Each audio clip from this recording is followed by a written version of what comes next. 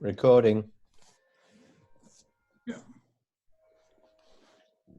Ian, as soon as everybody's on, I'll make you the host.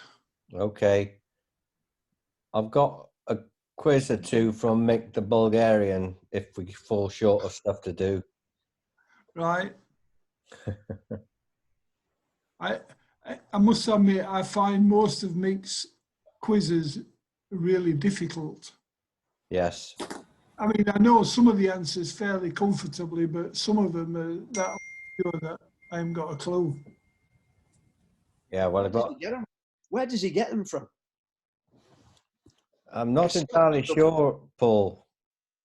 Some of the stuff really obscure, isn't it? Very obscure. I think they're off the internet. What are we talking about? Mick's quizzes. Oh, yeah. I was just saying, Lol, that if we had a bit of time left over, I've got some of Mick's quizzes which are online, so I can dip into them if we're stuck. But you're not stuck. You're not stuck. Keith was saying, alluding to it, could be a very quiet session because nobody knows the answers. I've just had a text sent to me with a message that says Sheffield United have moved games from Bramall Lane to the Crucible Theatre due to the fact that they now need snookers. You're all going to get hit by this St. Christoph gale, aren't you? Yes, we are. Oh, yeah. Good luck with that. Coming through the Peak District. Lashing it down here at the minute. Well, that's the beginning of it, Paul, I think. Gale force winds outside at the moment. Mm-hmm. Keep them there. Yeah, it's not bad here at the moment. No, fine. Fine here. I mean, you're near the Chesterfield end, aren't you, Paul, of Sheffield? Yes. Yeah, Drumfield, yeah. Yeah, which is close to the Peak District, I guess. It's more or less on the edge of the Peak District, yeah. 5 minutes and you're in it. Just a second, dog's going to bark. Hang on. John's here.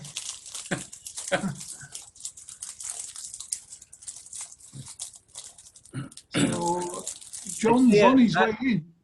They see that the dog on the screen and they go berserk.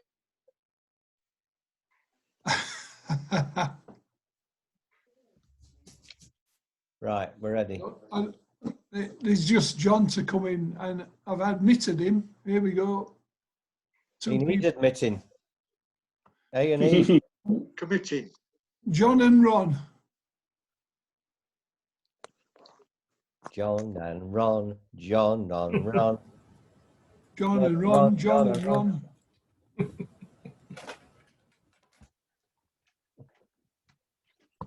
And that might be about everyone. Should be, but there's no John. Oh, no, John. No, it's saying he's still joining, so. Ronnie O'Sullivan might have upset him. Yeah. So, Ian, I'll probably make you the host now, and then, oh, he's trying twice now. He's a trier. He's a trier. I'll make you the host, and then you'll have to admit people in. Right. How do I do that? You get a message come up, I think. Right. Yeah, just act on it. Yeah, okay. Well, you're all there. Well, as far as you can, you're all there. I mean, there's some more there than others. Right.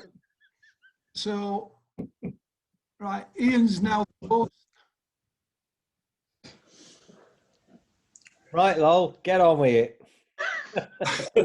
So, right, just before you do, I'll see you next week, lads. Okay. Cheers, Keith. Yeah. All right, take care. Cheers, Keith. All the best to you. Good luck. Yeah. Good luck. Yeah, good luck with it. Right.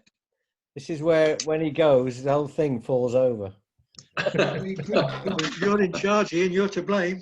Well, if he hasn't given me control, he thinks he has. He's still there. Look, he's playing. He's lurking. Look at his brain working. Lurking. He can't let go. Leave. There we go.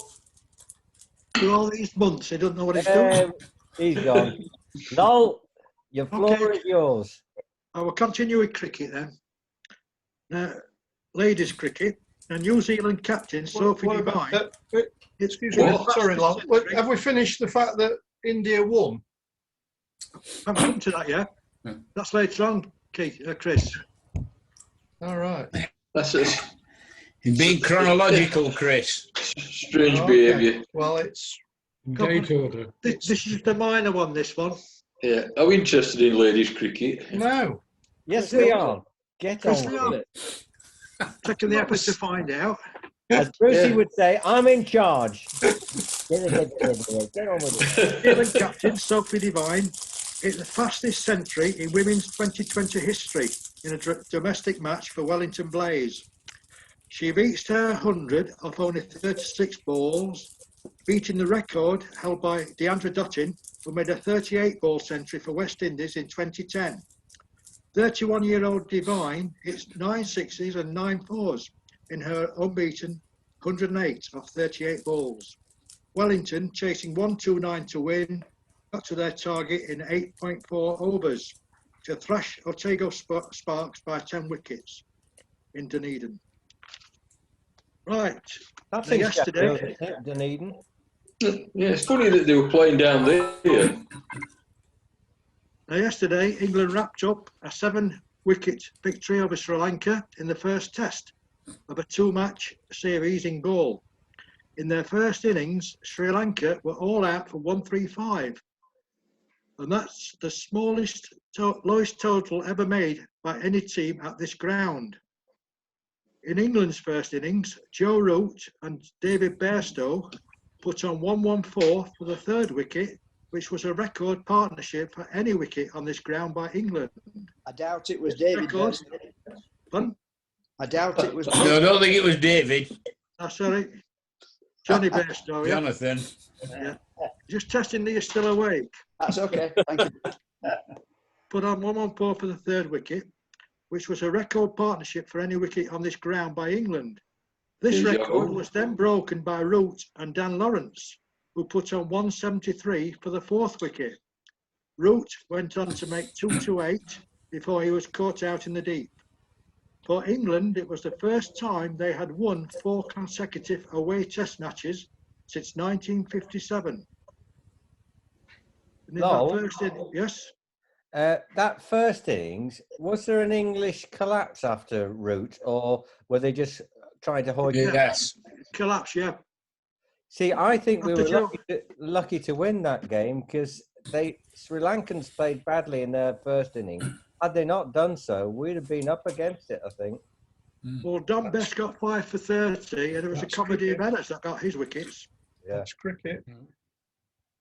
yeah. Sorry, carry on. What would they have done without Yorkshire? Exactly. Don Bessie's now a Yorkshire player, isn't he?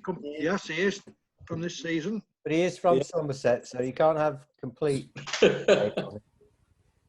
He has played for Yorkshire before. Yes, he has. Yeah. Now we're going to what Chris Sorry. wanted to talk about, India.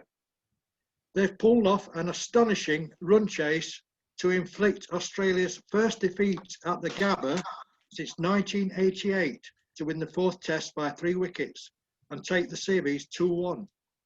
Needing a run chase of 328, which is a record for the Brisbane ground, the injury-hit tourists got home with 3 overs to spare.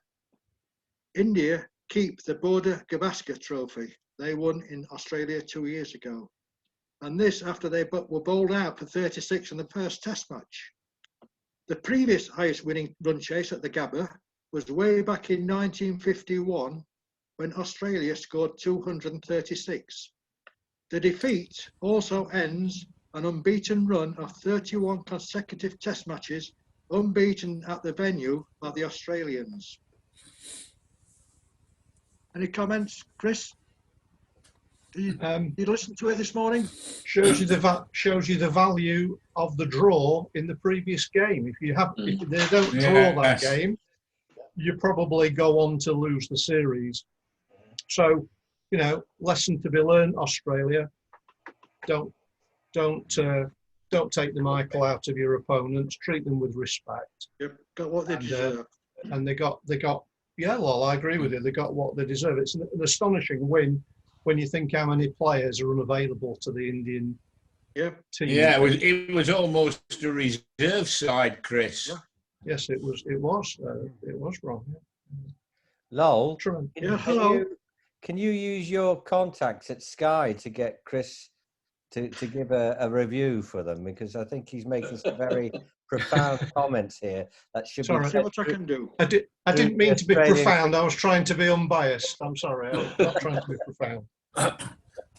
They're talking about. Bias where Australia are concerned. Yeah. No job No, at BBC then, Chris. I am actually a really big fan of Australian cricket. I think they've produced some of the greatest players and some of the great moments in the game. That's why I'm so disappointed in what I see. I want them to be what they should be, a leading Test match nation by example.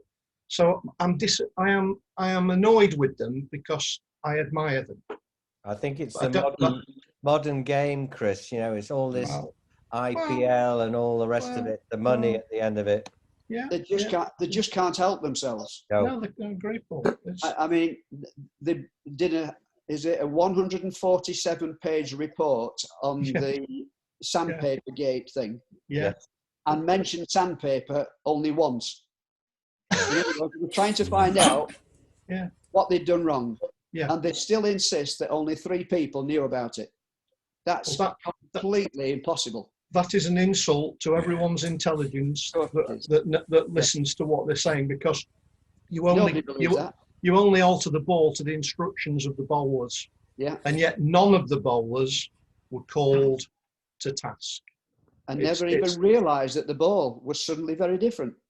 And they're bowling with it. Yeah. Oh, look at that. Goodness You know whose fault it is? Lol's. About 11 of them. Started off every week. Carry on, Lol. Carry on, Lol. Very good summary, Lol. Very good summary. Their unbeaten run at the Gabba has come to an end. But do you know which ground in England, England's best record is for consecutive unbeaten? Edgbaston. Nope. It's got to be Edgbaston, surely. Boom. 25 consecutive unbeaten matches. It was a northern county. Lancashire. Yep. Old Trafford. It was Old Trafford. Old Trafford. No, I would have put money on Edgbaston, to be honest. I would have done, yes. Right. Nip on to tennis now. Now, this is a fantastic feat, I think. Britain's Francesca Jones qualified for a Grand Slam for the first time after winning her qualifying matches in Dubai at a tournament to decide who plays in the Australian Open.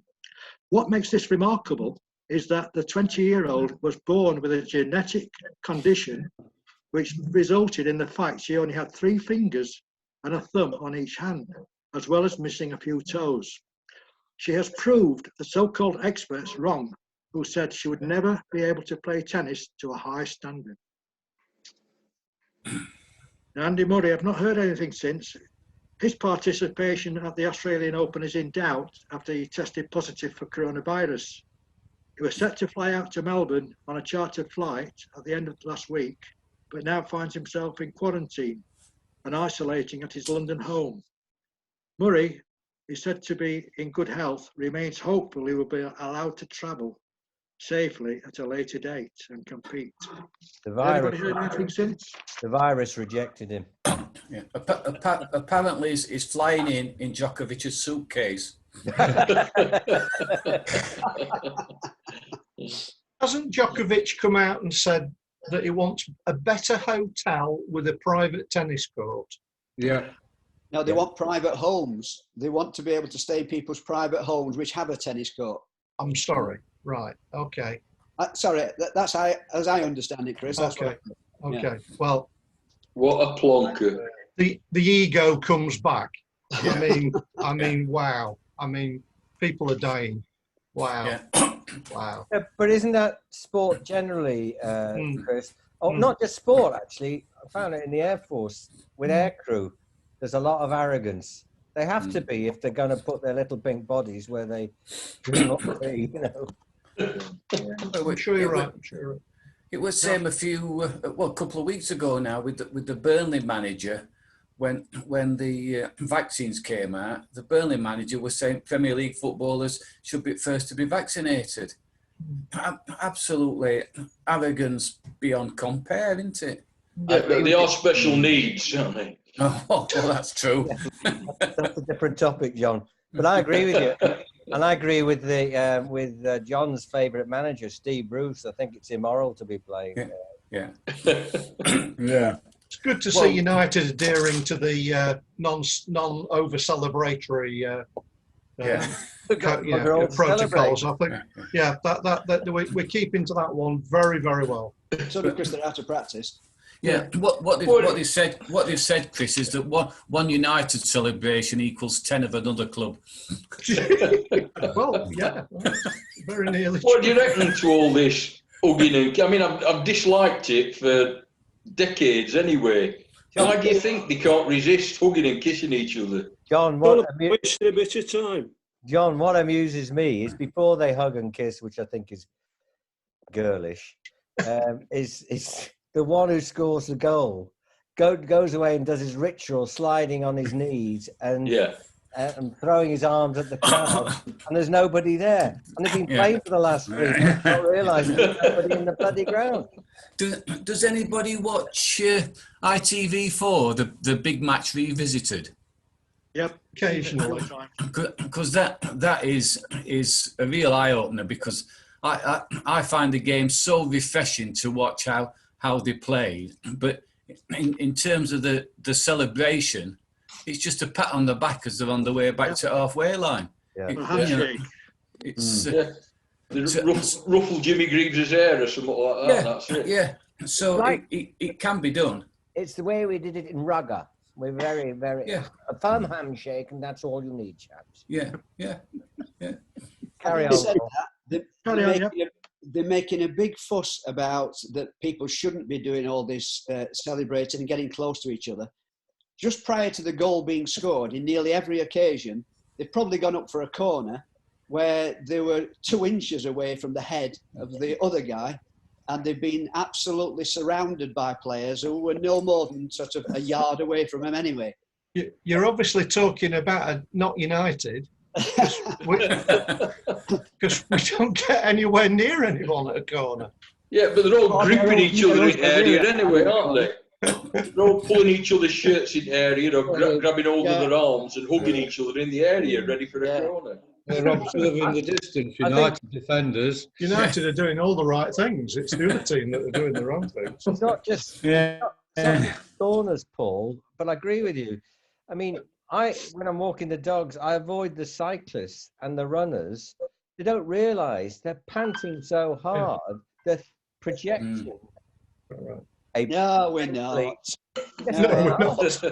We hold our breath as we go past. Do you know what, Paul? They cough and spit round here. Do they? Thinking Really? Yeah. No, they don't down here. That's trouble when you live at intake. Don't they have a local pub, Ian? I've never noticed it. Lol, take us away from this. Yeah, take us away. Sorry, I think our fence has just blown down.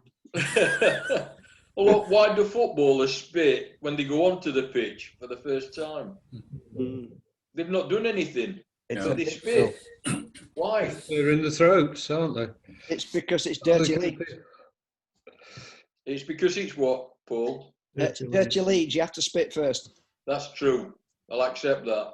Keith always does that. I've seen him. Paul, is that your first offence? Carry on, Lowell. Okay, just finishing off a little bit on tennis, bit of controversy. The sight of some of the world's biggest tennis stars arriving for the forthcoming Open Championship has frustrated and angered many Australians who are unable to return home because of the pandemic. Currently, Australia has a weekly limit on international arrivals, with all people having to undergo quarantine in a designated facility on touchdown. It is estimated about 37,000 Australians are waiting to return. With a number of airlines suspending routes, their task is made even harder. Yeah, that's that. Nip on to snooker now. Mark Selby has told the BBC he thought about ending his life at the age of 16 after his father died from cancer. 37-year-old Selby, one of snooker's most successful players, said it eats away at me every day after his father died. And David never got to see him play professionally. Hopefully he's looking down and seeing what I have achieved, and I've made him proud, Selby told the BBC. Right.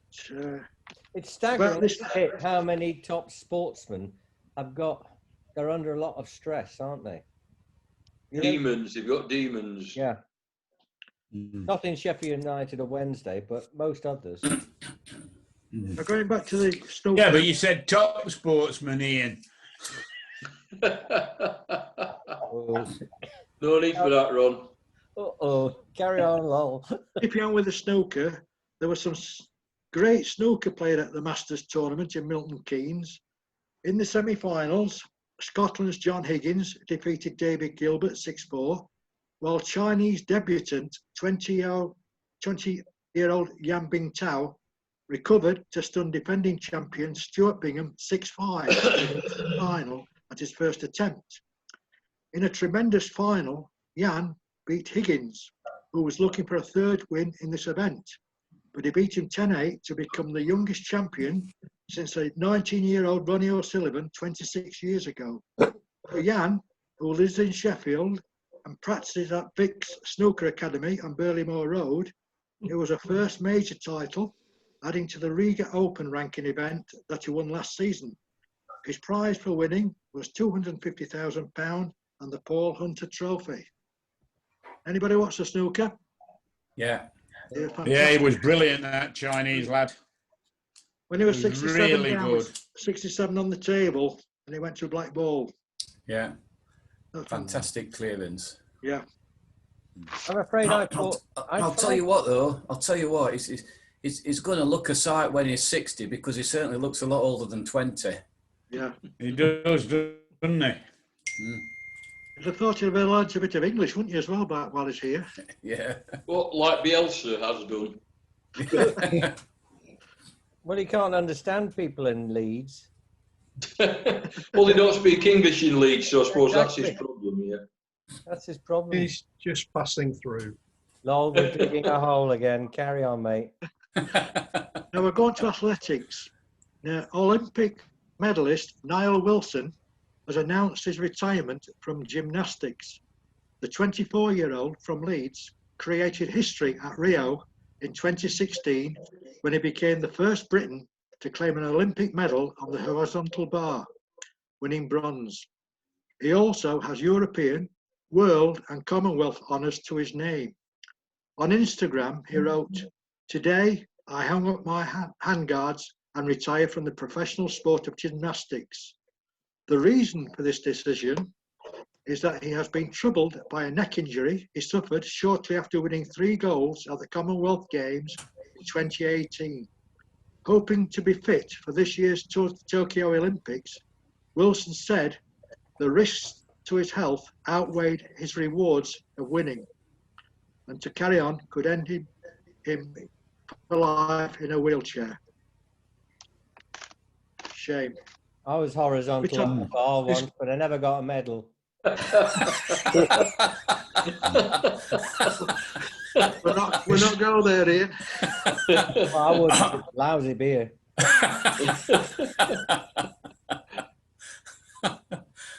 Now, let's bit on motorsport.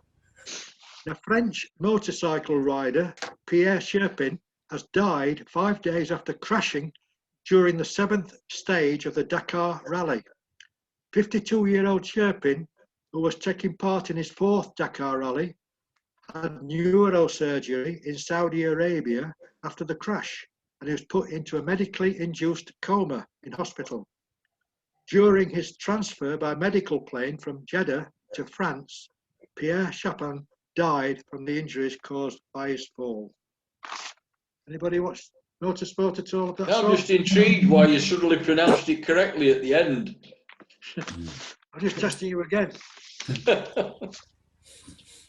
It's amazing, isn't it? The way medics have changed, and these induced comas, they're almost reliant upon them to get some stability. It's fantastic. Who works this out? God only knows, but the lives they've saved by just inducing comas. It's incredible. Just amazing. Carry on, Lol. Sorry, I was having an aside there. To be on sailing. Now, Ben Sailing? Sailing, yeah.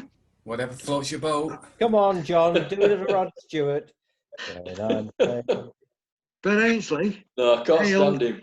an epic turnaround by his Ineos Team UK after they won their first 2 races in the Challenger Series that will determine who faces Team New Zealand for the America's Cup. The boat had been widely criticised as a lame duck after they lost all 6 races in December's World Series. Ineos beat American Magic and Italy's Luna Rossa in the opening races of the 4-week qualifier in Auckland. 4-time Olympic sailing champion Ainsley said it was all down to team effort. Netball. Lol, the regional TV down here is South Today, and they're really majoring on this Ainsley work and what have you. It's not a boat. It's an aeroplane with a big sail. It's enormous. Saying it's precarious is understating it. They've got these sort of aerofoils, outriggers, this enormous sail that goes about 20 foot in the air. How? And there's about a crew of it, is it a dozen or so, maybe more, working like dingbats, going at 100 miles an hour. Sport, I think it's just a death wish. Sorry, another aside. Carry on. Why don't we bring Keith back? It's much easier to Keith. Carry on. When they put to netball, then we'll talk about football. Now, England will play a Super League All-Stars team in 3 new fixtures introduced to netball's calendar. The event in the Vitality Netball Legends Series will run from the 20th to the 24th of January and replaces England's fixtures against Jamaica, which were postponed over the COVID concerns. England head coach Jess Thirlby said this will provide vital exposure for both netball and women's sport in general. England have kept the same squad. Did you say it's the Netball Legends series? Sorry, I must have got that wrong. Sorry. Yeah. Netball Legends series, yeah. Oh, Legends. that's okay then. Sorry. I got locked on the full exposure bit. I'm sorry. Yeah, my mind's racing. He's going back to the horizontal bar business again. Well, it's only what you can see from a horizontal position, I tell you. Anyway, England have kept the same squad for the behind closed doors fixtures. Oh, wow. Now going to football now. Oh, yeah. Go on. Derby County, they've appointed England's record goal scorer, Wayne Rooney, as their new manager on a 2.5-year contract. The 35-year-old, who had been in interim charge since Philip Koku was sacked in November, has now also officially retired as a player. Rooney said after hearing of his appointment, "The opportunity to follow Brian Clough, Jim Smith, Frank Lampard and Philip Koku is an honour." Now, Arsenal's Mesut Ozil, he's flown out to Turkey, went out for a medical, pending his transfer to Fenerbahce. On current wages of £350,000 a week, Ozil, a lifelong Fenerbahce fan, confirmed his transfer on arrival in Istanbul. I think he's foregoing about £7 million of his contract, isn't he, or something? Heart bleeds for him. Part of it. £350,000. Bonus until if they win the league or something. Now, Lionel Messi, he was sent off for violent conduct at the end of the match in which Atletico Bilbao beat Barcelona to win the Spanish Super Cup. He was dismissed after an incident was picked up by VAR in the closing stages of extra time. It was the first time Messi had received a red card in 753 appearances for Barcelona when they lost 3-2 against Bilbao in this match. He's on the way out. He's on the way out. He's finished. He's finished. He's having a bad season. He's only scored 11 goals. Yeah.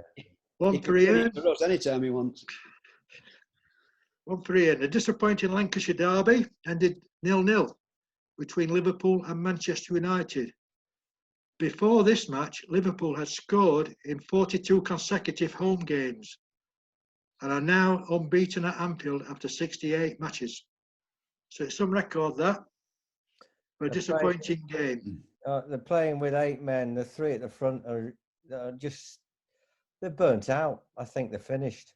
Really do. We've got one you can have back. He's a real live wire. He broke sweat this last match. Yeah. He actually started to run across the halfway line. Yeah, I saw that. He'd be a top player for you.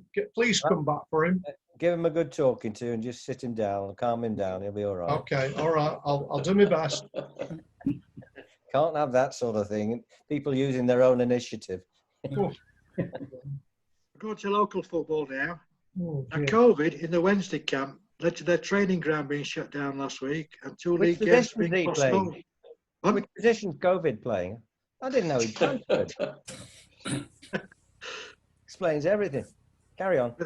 They're back training now at Middlewood in readiness to visit Everton on Sunday in the FA Cup. They've also signed a winger, Andre Green, from Aston Villa on an 18-month contract. Anybody know much about this lad? John? No, only what I've read. Yeah, He's not played for months. 6 months. Also, He's a good company then, isn't he? So he's as match fit He was as a free agent, wasn't He'll he? slot straight into that squad then. Settle down. You Settle have no to come, United, actually. You have no to come. But we know that. We have. We know where we're Championship. going. We know where we're going, and we're looking forward to the derby games. No, there won't be any derby games because No, we'll you'll- be down. No, you'll You'll not go down. Oh, they're down. United are down. United are down. You've 3-4 got no weeks bottle. ago. You can get out of this. There's so much rubbish at the bottom of that Premiership. You should be able to claw your way out of that. Have you noticed now on the TV when they're talking about the bottom of the table, the teams that are skirting the relegation zone, they don't say there's so many points from the bottom team. They say there's so many points from the second from bottom team. To be fair, as an impartial and extremely objective observer, that you're playing rubbish. I mean, what's that? Mac Twit up front, your striker. Mac, what's his name? McBurney. Well, he hasn't. He's not even playing. We've Did he gone. cost 20 odd million? He cost 20 million. He did. Well, I'm sorry, but He's not the worst player. no, They've got a there lot, are- worse, they've got a lot worse than that. They've got there a are lot 10 worse. others you can look at. Ollie Norwood on Sunday was terrible. Yeah. Can I quote Souness on live television? Never heard this before. He described a Premier League player as pathetic. That was Ollie Norwood. I have never heard that. I've heard them say a pathetic team, but I've never heard a commentator single a man out and say pathetic. Yeah. But when you watch him off the ball, Right though. when you watch him off the ball, he doesn't run, he doesn't backtrack, he does nothing. He just walks around, just waving his arms around. Lol, you're absolutely right. The other two teams he played for that he got promotion with, what happened the minute they got promotion? Got rid of him. They got rid. Because they They know go he's on not Premiership. at this level. There's different levels of play. And this guy is a walking Yeah, disaster. some players are championship level and can't move up. Yeah. Very good players. But wow, there's no excuse for non-tackling, non-running midfield player. Do you think No, the one thing you can expect is that they'll run and work hard, innit? Yeah. I bet Ollie Norwood never comes off sweating. He never comes off the pitch sweating. On the horrific mistake for the second goal on Sunday, Norwood has to get booked when he loses the ball. He has to bring somebody down for the team. If he gets booked or sent off, fair enough. He didn't even get a secondary tackle in. No. Do you think they freeze mentally, or they're just bone idle? Why? No, I don't think they're good enough. Yeah, I think there's a problem in the camp somewhere that Wilder's not managing to sort out. They shouldn't change that much from last season to this season. No. Yeah. Well, I think perhaps one or two of them have got a bit big-headed. It's not the same team. I think one or two of them have got a bit big-headed. I think there is Peter Alice. Might be something to do with wages as well. So 6 inches between the ears on some of these guys. You can see they're not mentally into it. They're physically fit, most of them, but you know, they're not tuned to the game. They're a mile behind it. Liverpool, Firmino, way behind it. Trent Alexander-Arnold, way behind it. He's actually being caught out because we've lost 2 centre-backs. He's having to work harder in defence. And as a result, he's been caught out. He's not as good a player in defence as he is in attack. And when you had the luxury of Van Dijk and Gomez, he could move forward and he looked great.